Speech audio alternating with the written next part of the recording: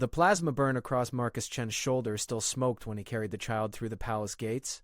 3 Imperial guards leveled their weapons at his chest before recognizing what he held.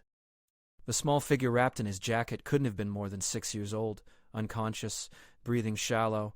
Blood matted the child's silvery hair. Not human blood, but the crystalline blue substance that marked Velkhari royalty. Marcus had exactly one chance to explain before they vaporized him. "7th Princess," he said. His voice came out steady despite the pain radiating down his arm. "Found her in the wreckage of the transport. Sector 9. The lead guard's face went white beneath his ceremonial helm. His weapon didn't waver. "You're the deserter, Marcus Chen.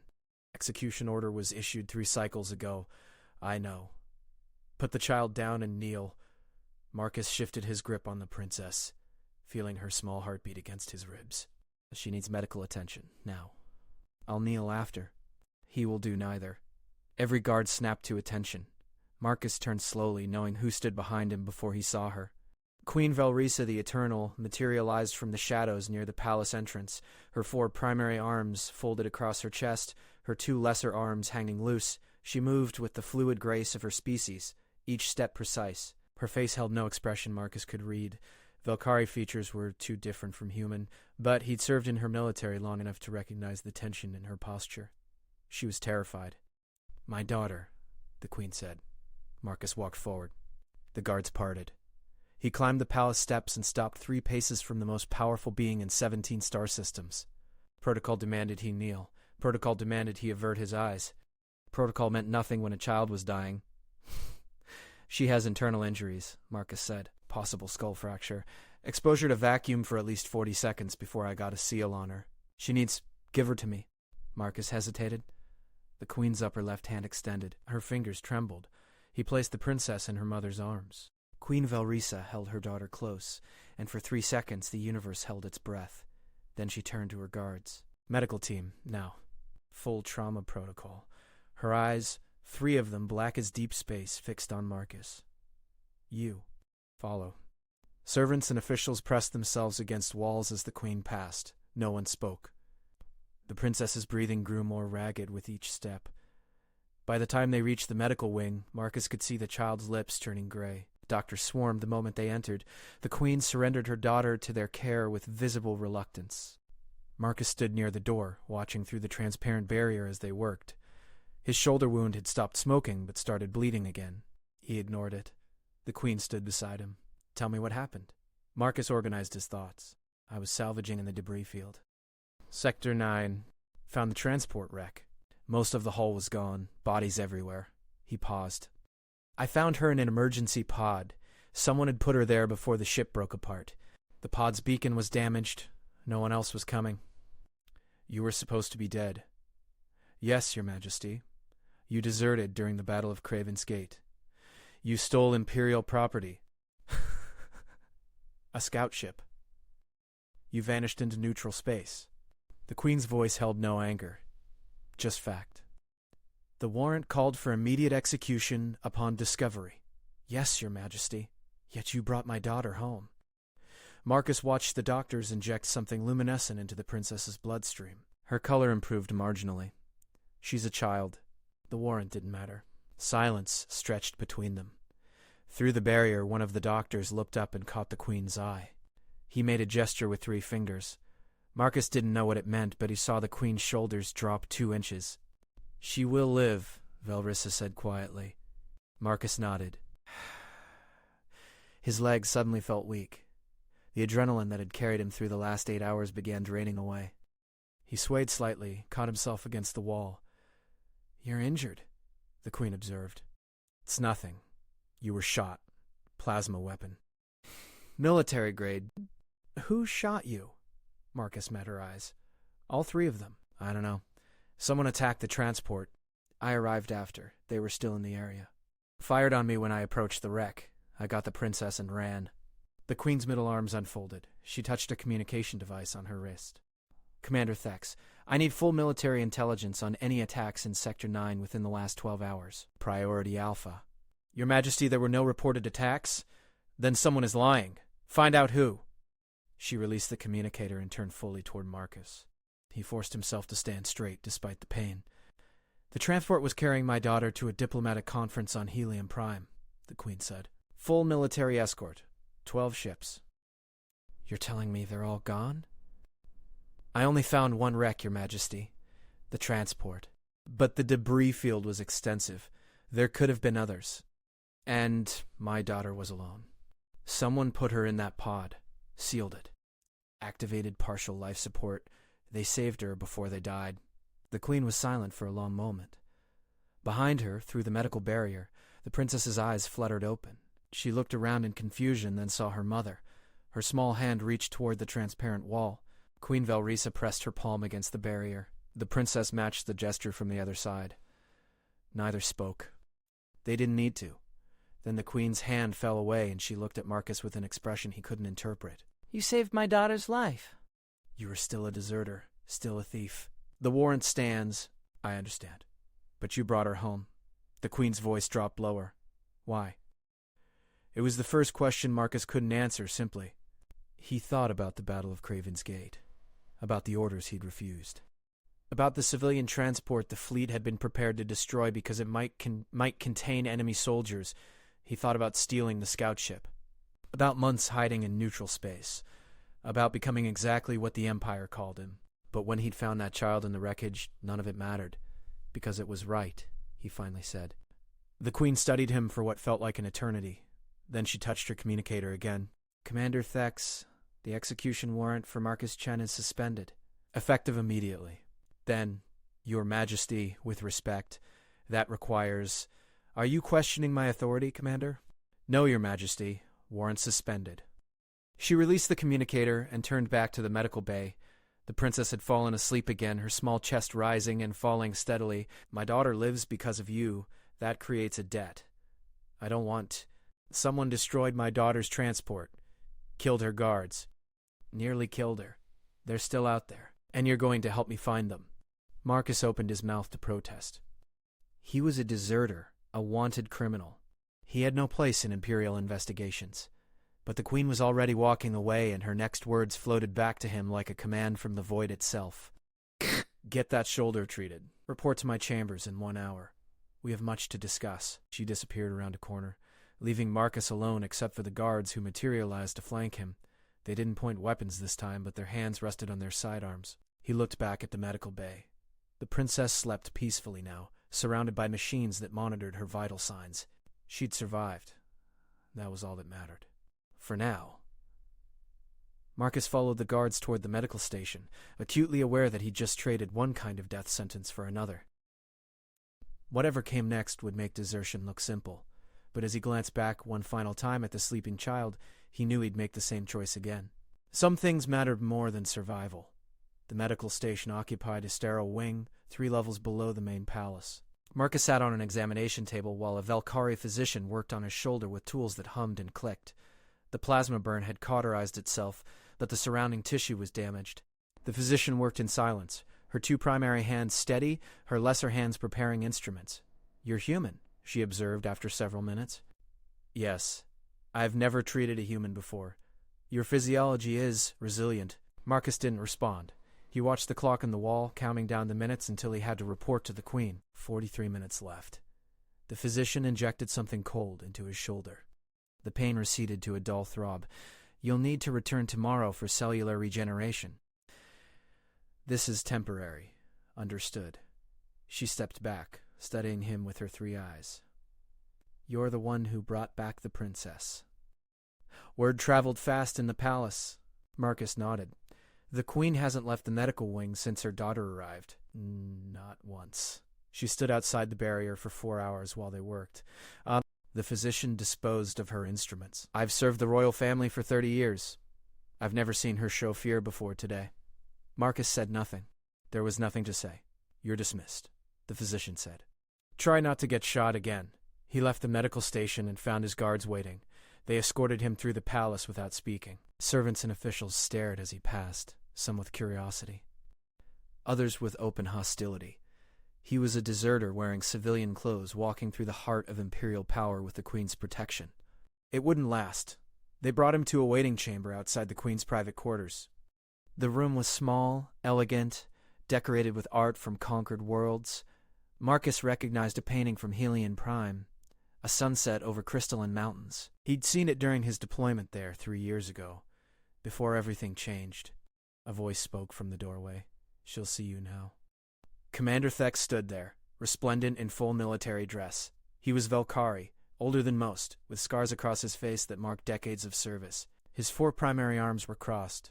His lesser arms hung at his sides, hands near his weapons. "Chen, Commander." "10!" Thex studied him with barely concealed contempt.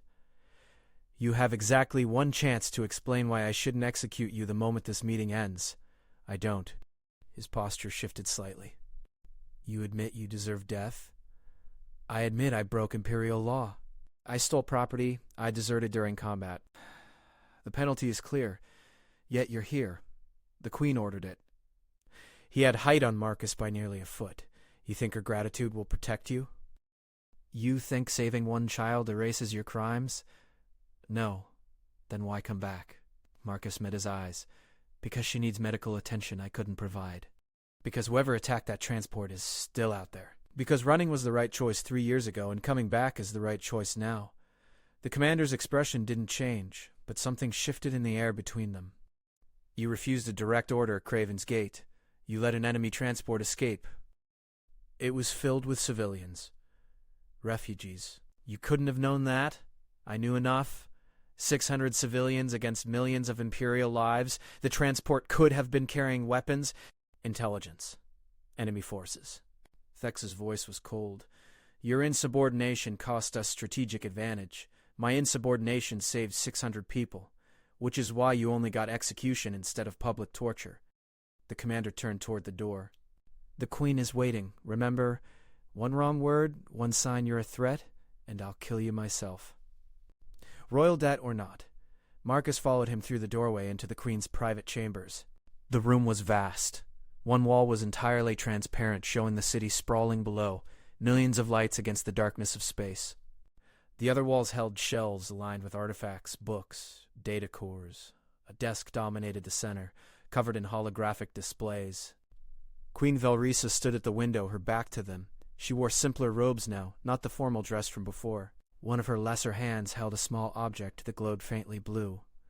"Leave us, Commander," she said without turning. Thex hesitated. "Your Majesty," I said, "leave us." The commander shot Marcus 1 final warning look before departing. The door sealed behind him with a soft hiss. Marcus stood at attention, waiting. The Queen continued looking out the window for several seconds. When she finally turned, her face was composed, but he could see the stress around her eyes. The small object in her hand was a toy, a crystalline figure shaped like an animal from her homeworld. "My daughter is stable," she said. "The doctors believe she'll make a full recovery." "I'm glad, Your Majesty." She hasn't spoken yet. Just stares. The Queen set the toy on her desk with careful precision. She's traumatized. She watched people die, people who were supposed to protect her. Marcus said nothing. "Tell me everything," the Queen said. "From the beginning, every detail." He organized his thoughts and began. "I was in the neutral zones. Salvaging. I needed parts for my ship. Sector 9 has a debris field from the Carvian conflict. Old wreckage, mostly picked clean, but sometimes you find useful components." He paused. "I detected an energy signature. Fresh. Less than 12 hours old. Military grade. I followed the signature and found the transport wreck. The hull was shredded. Explosive decompression. No survivors in the main compartment." Marcus closed his eyes, remembering. 23 bodies. Guards. Islets. Staff. All Velkari. All killed by the same thing, precision energy weapons. Targeted shots. Professional. "Not pirates," the Queen said. Pirates would have salvaged the ship, taken valuables. This was an execution. Clean. Efficient. Marcus opened his eyes. "I was about to leave when I detected the life pod. It was, damaged, nearly invisible against the debris. I forced it open and found the princess inside. Someone put her there. Yes. Someone who knew they were dying. Someone who used their last seconds to save her." The Queen's lesser hands clenched. "Who?" "I don't know. The pod's recorder was damaged. But whoever it was, they were skilled. They set the pod to minimal power, just enough to keep her alive, not enough to trigger a beacon that might attract the attackers." You said you were shot. Marcus touched his shoulder instinctively. When I was leaving with the princess, a ship approached. Small, fast. Military configuration. They fired without warning. I returned fire and activated my jump drive. Barely made it out. Partial? The ship was registered as a civilian freighter, but the weapons were military. Someone disguised their profile. The Queen walked to her desk and activated one of the holographic displays. A star map appeared showing Sector 9 and the surrounding systems. The transport left from here. She pointed. Destination was Helion Prime. Standard diplomatic route. Safe corridor. We've used it 1,000 times. Someone knew the route. Obviously. The Queen expanded the display, but the transport had 12 escort ships. Elite guards. The best pilots in the fleet. How does someone destroy an entire convoy without anyone sending a distress signal? Marcus studied the map. Insider. Someone who knew not just the route, but the security protocols, communication frequencies, defensive patterns. You're suggesting someone in my military betrayed us. I'm suggesting someone with detailed operational knowledge helped plan this attack. Whether they're military or not, I can't say. Silence fell. The Queen stared at the star map, her 3 eyes moving independently, processing. Marcus could almost see her mind working through the implications. Commander Thex has served me for 30 years, she finally said. He's loyal, proven. I trust him with my life. I'm not accusing the commander, but you're accusing someone close enough to have access. Someone in my inner circle. The Queen's voice went cold. Do you understand what that means? If there's a traitor in the palace, everyone becomes suspect. My advisors, my generals, my staff. Yes, Your Majesty. She turned to face him directly. And you, a deserter who coincidentally appears with my daughter just when I need someone to trust.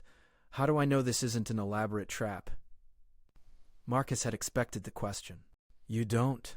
But if I wanted to hurt you, I had the princess alone for 8 hours. I could have done anything. Instead, I brought her home. You could be trying to gain my trust.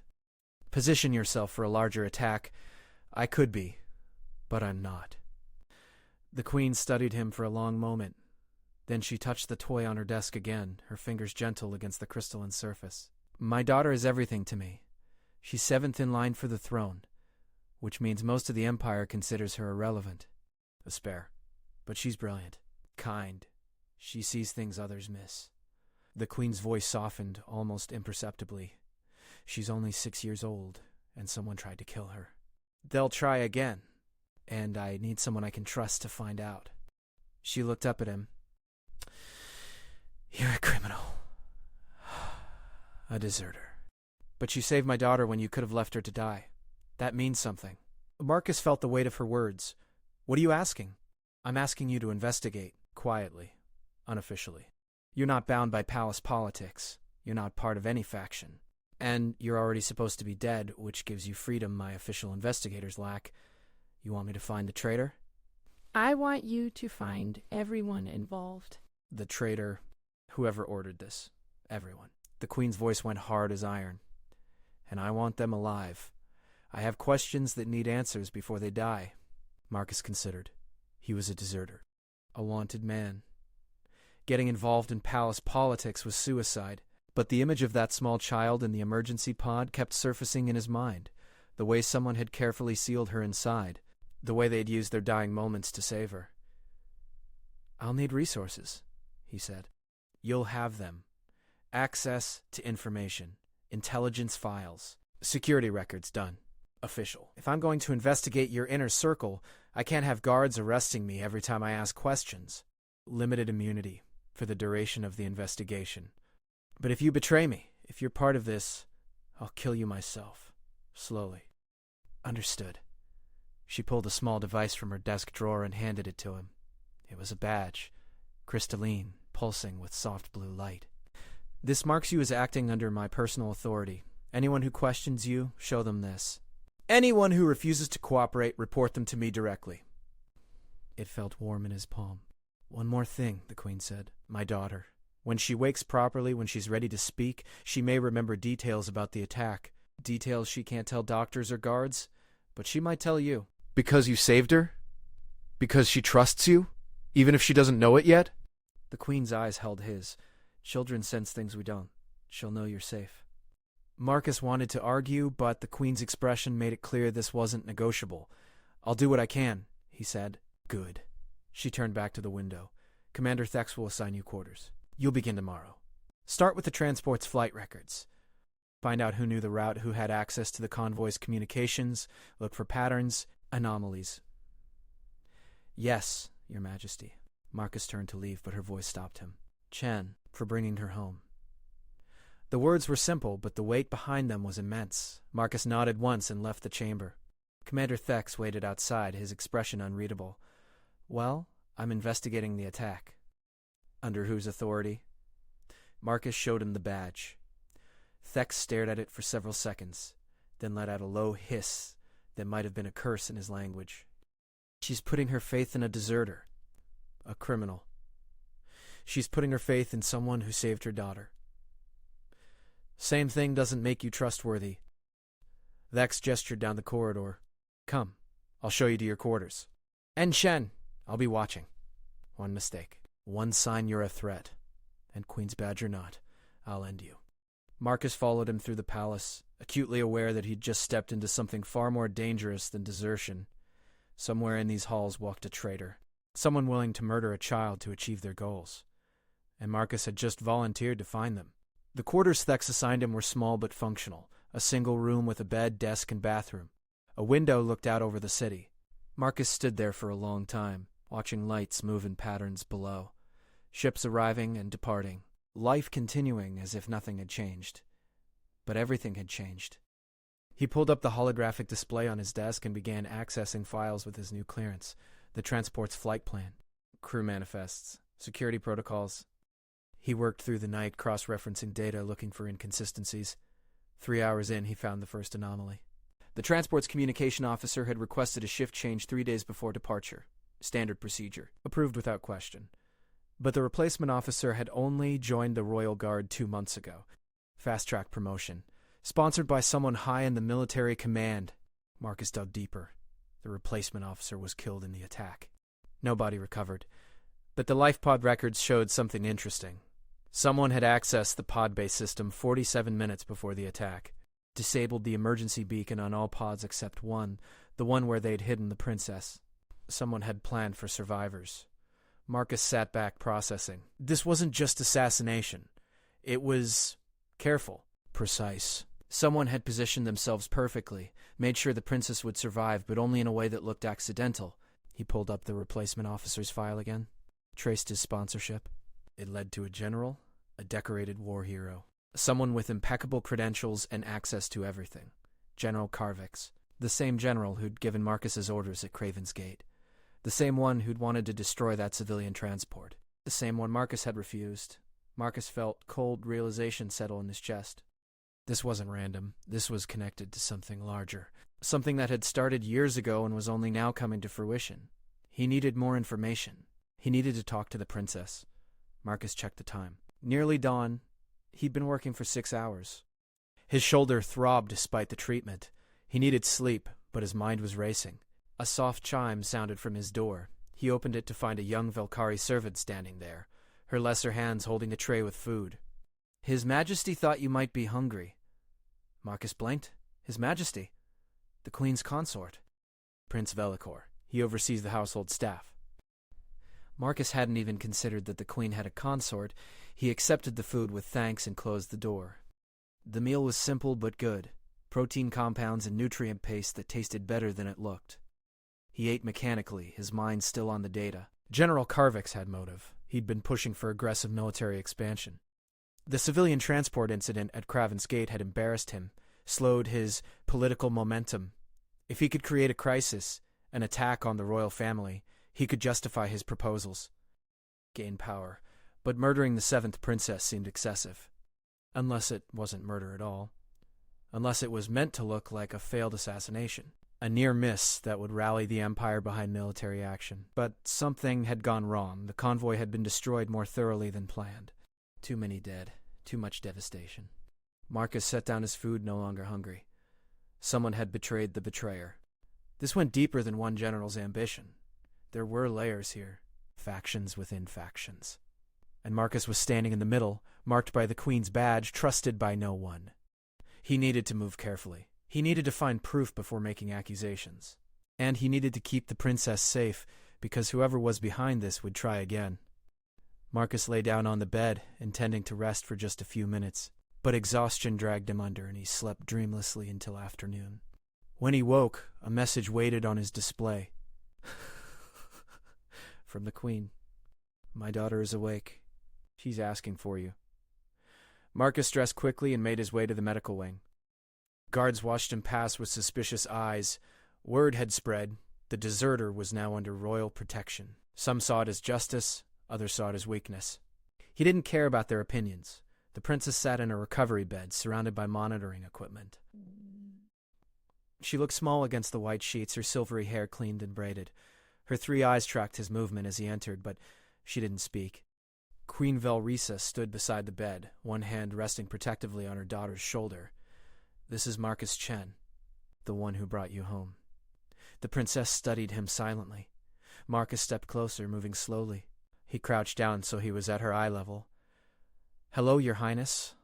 But her expression shifted slightly. Recognition, maybe. Or curiosity. "You are very brave," Marcus said quietly. "In that pod. You survived." The princess's small hand moved to touch something around her neck, a small crystalline pendant. Her security blanket, probably. Something familiar in a world gone terrible. "She hasn't spoken," the Queen said softly. "The doctors say it's trauma. She'll talk when she's ready." He didn't push, just stayed there, kneeling, letting the child see he wasn't a threat. Then, so quietly he almost missed it, the princess spoke. "You're hurt." "A little." "They shot you." "Yes, because of me." "No, because bad people tried to hurt you, and I got in their way." "That's different." "Then, where's Sarah?" The Queen's hand tightened on her daughter's shoulder. "Who, darling?" "My guard. She put me in the pod. She said to stay quiet, stay safe. She said someone would come." The princess's eyes found Marcus. "You came." Marcus felt his throat tighten. "Sarah, the replacement communication officer. Not a traitor. A hero." "Sarah saved you," he said gently. "Where is she?" Marcus looked at the Queen. He saw the pain in her expression, the struggle to find words. He turned back to the princess and spoke the truth. "Sarah died protecting you. She made sure you were safe, and then she fought to give you time to escape." The princess's eyes welled with tears, crystalline blue, like her blood. "She promised she'd see me on Helion Prime. She did everything she could to keep that promise. Sometimes promises break, even when we try our hardest." The tears fell silently.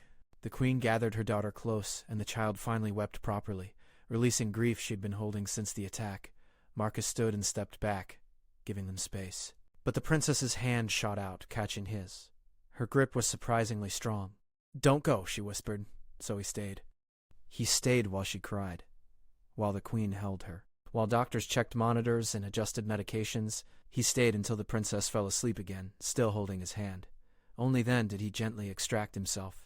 The Queen walked him to the door. Outside in the corridor, she spoke quietly. "Sarah was loyal." "You're certain?" "Yes. She disabled the beacons on all pods except one. She made sure your daughter would be found, but only by someone looking carefully. Someone who cared enough to investigate. She gave her life. That's why."